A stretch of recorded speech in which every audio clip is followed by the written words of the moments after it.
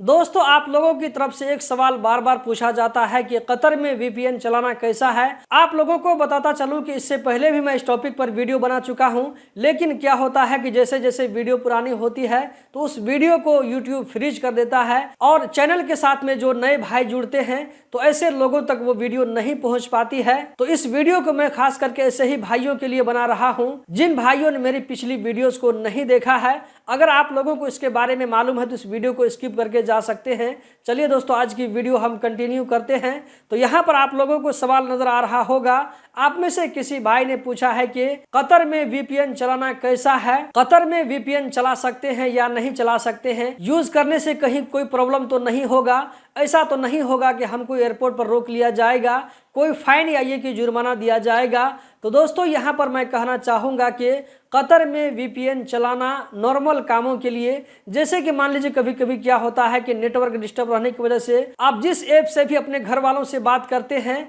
तो क्या होता है कि ज़्यादा बिजी होने की वजह से या ये कि नेटवर्क डिस्टर्ब रहने की वजह से कभी कभी दिक्कत होती है, प्रॉब्लम होता है बात करने में। तो ऐसे टाइम में अगर आप वीपीएन यूज़ कर लेते हैं तो ये क्या है कि नॉर्मल काम है, तो इसमें मेरे ख्याल से कोई दिक्कत की बात नहीं होगी। इस तरह के कामों के लिए मैं खुद भी कतर में वीपीएन यूज़ कर चुका हूँ। लेकिन कोई ऐसी एक्टिविटी जो कि कतर में बिल्कुल मना है, पकड़े जाने पर उसके खिलाफ में सख्त कार्रवाई होगी, इस तरह की एक्टिविटी करने के लिए, इस तरह का ट्रांजैक्शन करने के लिए अगर आप वीपीएन यूज करते हैं तो पकड़े जाने पर आपके खिलाफ कार्रवाई हो सकती है। आप लोगों की जानकारी के लिए बता दूं कि कतर में अक्सर लोग वीपीएन यूज करते हैं, मतलब कि कुछ ही ऐसे लोग होंगे जो कि वीपीएन यूज नहीं करते हैं। मिसाल के तौर पर मान करके चलिए कि कतर में क्या है कि व्हाट्सएप कॉल वहां पर अलाउ नहीं है, व्हाट्सएप के जरिए आप बात करेंगे तो वहां पर बात नहीं होती है।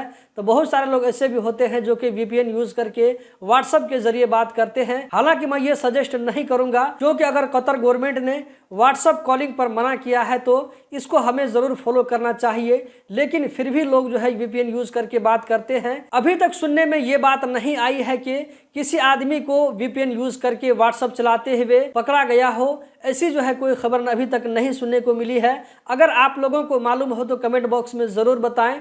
इसी तरह कुछ और भी छोटे मोटे काम होते हैं। मान लीजिए कोई वेबसाइट अगर कतर में आसानी से नहीं खुल रहा है, जो कि इलीगल वेबसाइट नहीं है, तो इन चीजों के लिए भी लोग वहां पर वीपीएन को यूज करते हैं। तो यहाँ तक जो है दोस्तों बात चल जाती है। लेकिन अगर आप वीपीएन को किसी इलीगल काम के लिए, किसी के साथ में फ्रॉड करने के लिए, किसी को धोखा देने के लिए, किसी के साथ में चीटिंग करने के लिए यूज करेंगे तो ये जो है आपके लिए कभी न कभी वबाले जान जरूर बन जाएगा। दोस्तों, इसी के साथ वीडियो को एंड करने वाला हूँ। एंड करने से पहले मैं आप लोगों से पूछना चाहूंगा कि आप में से कितने लोग हैं जो कि कतर में वीपीएन को यूज करते हैं। आपके साथ में कोई दिक्कत या ये कि प्रॉब्लम हुआ है या नहीं हुआ है, कमेंट बॉक्स में जरूर बताएं।